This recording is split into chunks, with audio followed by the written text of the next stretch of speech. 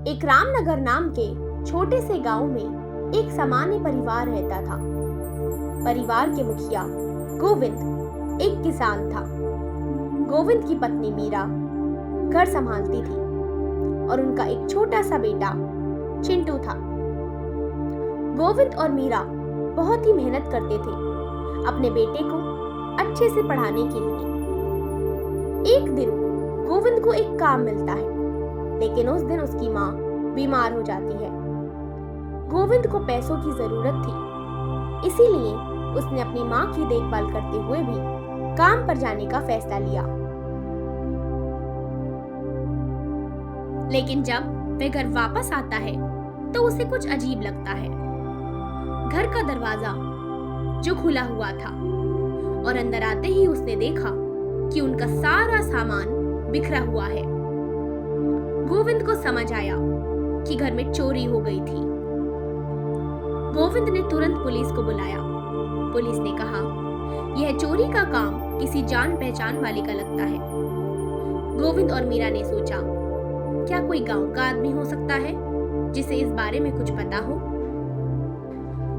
अगले दिन गोविंद और मीरा ने अपने दोस्तों से बात की, लेकिन किसी को भी इस बारे में कुछ नहीं पता था। चिंटू ने कहा, पापा, क्यों ना हम खुद ही जांच पड़ताल करें। गोविंद ने सोचा, यह अच्छा आइडिया है।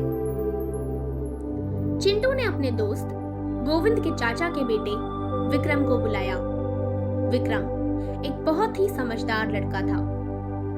तीनों मिलकर चोरी के राज को सुलझाने निकल पड़े।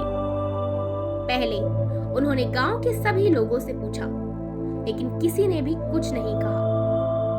फिर उन्होंने गांव के बाजार जाने का फैसला किया।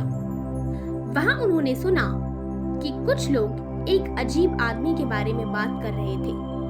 वह आदमी अक्सर रात को गांव के पास रहता था और सबसे अलग दिखता था।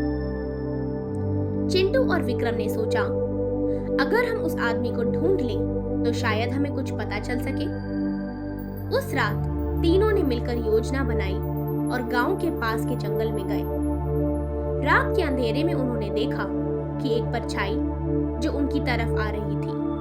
वे लोग छुप गए और देखा कि वह आदमी कुछ चीजें साथ ले जा रहा था। गोविंद ने सोचा, क्या ये वही आदमी हो सकता है। जैसे ही वह आदमी उनके पास से गुजरा, उन्होंने उसका चेहरा देख लिया और उन्हें याद आया कि वह उनके पुराने पड़ोसी शर्मा जी थे, जो कुछ महीने पहले ही गांव छोड़कर चले गए थे।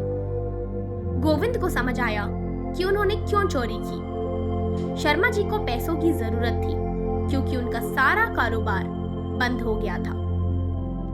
गोविंद ने सोचा, हमें उनसे बात करनी चाहिए, शायद हम उनकी कुछ मदद कर सकते हो। अगले दिन उन्होंने शर्मा जी को अपने घर बुलाया और उनसे समस्या के बारे में बात की। शर्मा जी ने कहा, मैं परेशान था, मुझे समझ नहीं आया कि क्या करूं। गोविंद ने कहा, हम सभी दुविधाओं का हल मिलकर निकाल सकते हैं। आपको मदद चाहिए तो हम सब मिलकर आपके लिए कुछ कर सकते हैं। शर्मा जी ने उनकी मदद करने का फैसला किया। गोविंद और उनके दोस्तों ने मिलकर शर्मा जी के लिए एक नया कारोबार शुरू किया। इस बार शर्मा जी ने चोरी नहीं की, बल्कि सबकी मदद से अपने जीवन को सुधारा। इस कहानी से हम सबको यह सीखने को मिलता है कि चाहे समस्याएं कितनी भी बड़ी हों, अगर हम सब मिलकर काम करें तो उसका समाधान निकाला जा सकता है। धन्यवाद।